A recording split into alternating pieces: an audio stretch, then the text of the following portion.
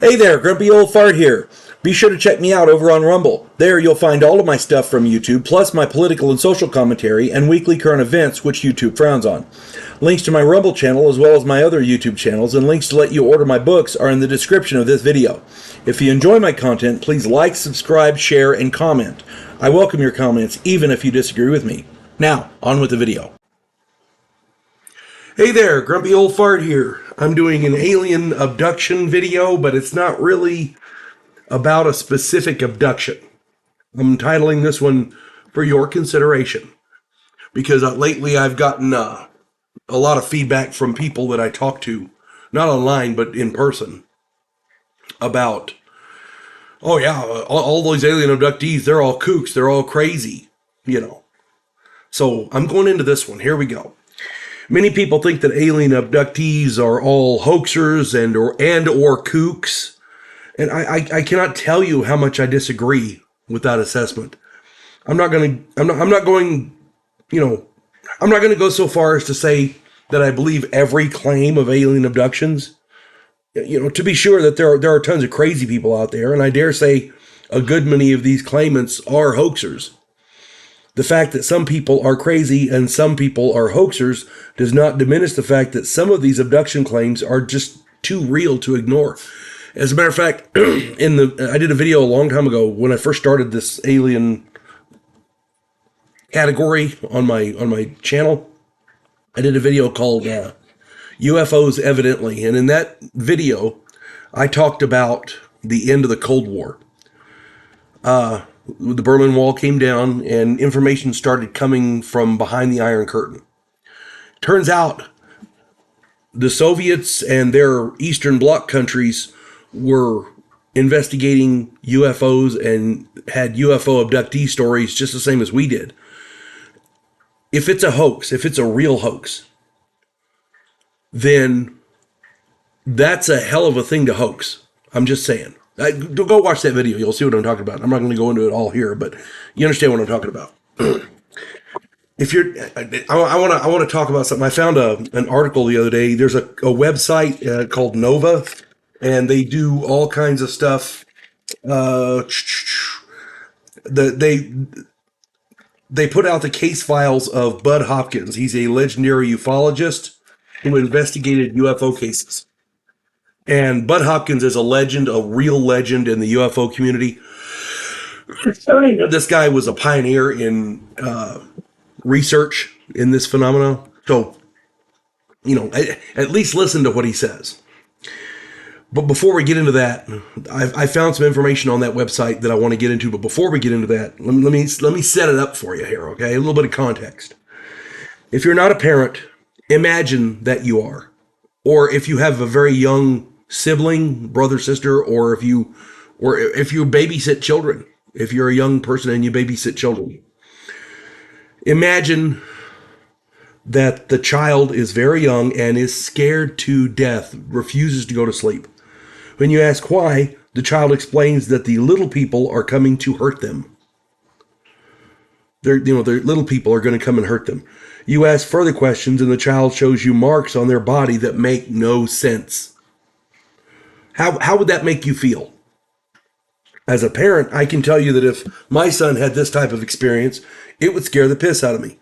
And I'd be setting up an ambush for Mr. E.T. We'd have definitive proof in the form of a freaking corpse. Let me tell you, Mr. E.T. would not get away. He would not get away with it. Now, I realize that many of you might scoff at that, but let me read you an excerpt from these Nova case files of Bud Hopkins, the legendary ufologist who investigated abduction cases. All right, here we go. I'm reading this verbatim. There's a letter, a woman writing about her child. She was so concerned. Her daughter's 3 years old. When she was putting her daughter to bed, the little girl cried and said, "I want to hide." And the woman asked why. And she said, "I'm hiding because the little people are going to get me." This really frightened the mother, and she asked what happened with the little people.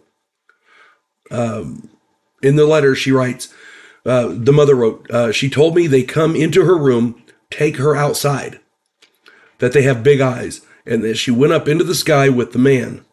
I asked what happened up there, and she said they took me to see the doctor. The next day, the woman she saw on a television program, her mother was sitting there, a cover of a book about abductions with the face of an alien. The little girl jumped to her knees, pointed at the TV, shouting, "That's them, Mommy, the people." She covered her eyes and said, "I'm scared, Mommy. I've never seen such fear in Nicole before." Within that same week, she drew many faces with only very large, dark eyes.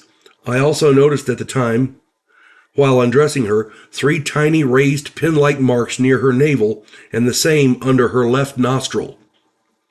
The same day, she also had a pretty bad nosebleed. Since this all occurred, every now and then she mentions other things such as, "They take my jammies off, they hurt me," etc. I realize you receive many letters of this kind, some of which are phony, but believe me, this is not made up. If this is all really happening to my little girl, please give me some advice as to how to help her deal with these visitations. I know you're a very busy man, but please perhaps a short response to my letter may ease my anxiety a little. Mr. Hopkins, could this really be true? Thank you. Sincerely, blah, blah, blah. There's no way that one can read these letters without responding. And this idea that something like that is made up by a publicity seeker or whatever, as skeptics like to say, is just absolutely absurd. I have worked with some of these people afterwards, referred them to other investigators, and I think we've brought some relief for them in helping them explore what really did happen in their lives. Now that's the excerpt that I read.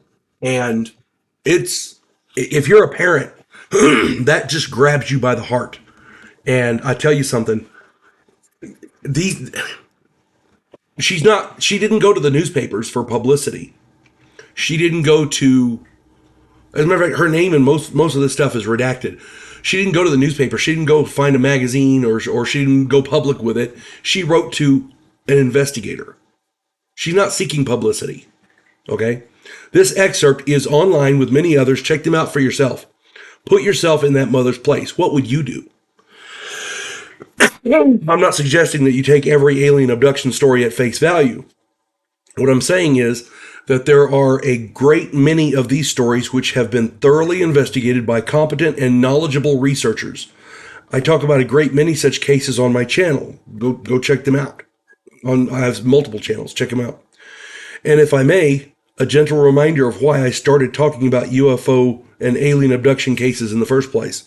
The U.S. Navy and then later the U.S. government announced that UFOs, now called UAPs, are real and that their pilots had encountered them. Congress is having hearings on the subject. Is it too much of a reach to assume that the pilots of those craft are studying us? We study primates. We study all kinds of different animals. Maybe we're the animals to these aliens. That's all I'm saying. And if you're doing field research, you collect study. You collect samples. You collect specimens. Maybe that's what these beings are doing. Again, I'm not saying take it all seriously. Not every case seriously, but there's got to be something to it. How many alien abductee cases are there around the world? If it's a hoax, that's a big fucking hoax. It's all around the world, and it's been going on for centuries. I'm just saying. I hope this gives you something to think about, all right? I hope this finds everybody well. You folks have a good day. God bless one and all.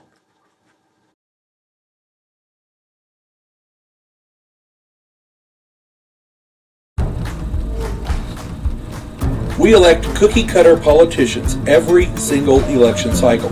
Yes men who maintain the status quo and do just enough to make us believe the system still works. Imagine, if you will, a president who actually tries to fix things. If you like action, political intrigue, and a righteous crusade, check out my political thriller, The Righteous President.